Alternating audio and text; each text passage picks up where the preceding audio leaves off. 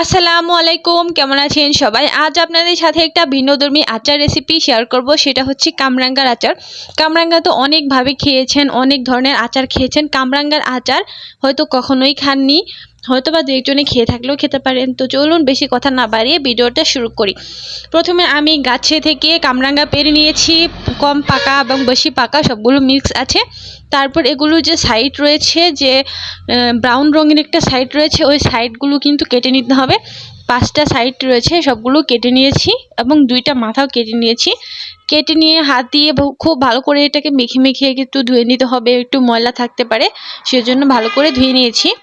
এরপর হচ্ছে এই যে 5টা সাইড রয়েছে, এর মাঝখানে একটা জয়েন্ট রয়েছে, এই জয়েন্টে কেটে আলাদা করে নিব। তারপরে মাঝখানের বীজগুলো ফেলে নিব এবং এর মাঝখানে আরও একটা জয়েন্ট আছে, ওটাকে কিন্তু হালকা করে চাপ দিতে আলাদা হয়ে যায়। তো এই জয়েন্টটাও আলাদা করে নিয়েছি, ভালো করে কেটে নিয়েছি সবগুলোকে।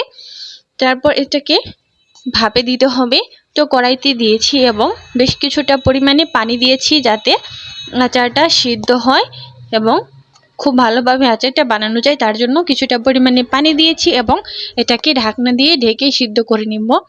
ঢাকনা দিয়ে ঢেকে দিয়েছি কিছুক্ষণ, হাই আঁচে হচ্ছে এটাকে আমি জাল করেছি, কিন্তু বলক উঠেছে, অথচ পানিটা ফুটতে শুরু করেছে কিন্তু সিদ্ধ হয়নি। আবারও দেখলাম, নেড়ে চেড়ে দিলাম, তবুও সিদ্ধ হয়নি।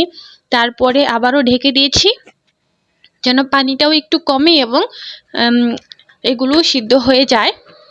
এবং এরপর চিনিটা দিয়ে দিয়েছি, পানিটা কমে এলে পরিমাণ মতো চিনি দিয়েছি। চিনি দিয়ে একটু নেড়ে চেড়ে মিশিয়ে নিচ্ছে। চিনিটা কমই দিয়েছি কারণ এটা খেতে একটু মিষ্টি।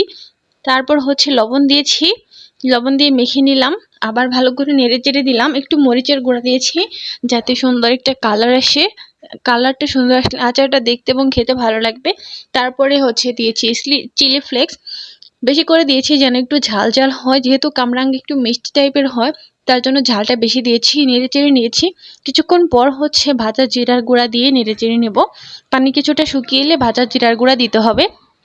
তারপর হচ্ছে আমি একটা জিনিস দিতে ভুলে গিয়েছিলাম, সেটাও এখানে দিয়ে দিতে হবে।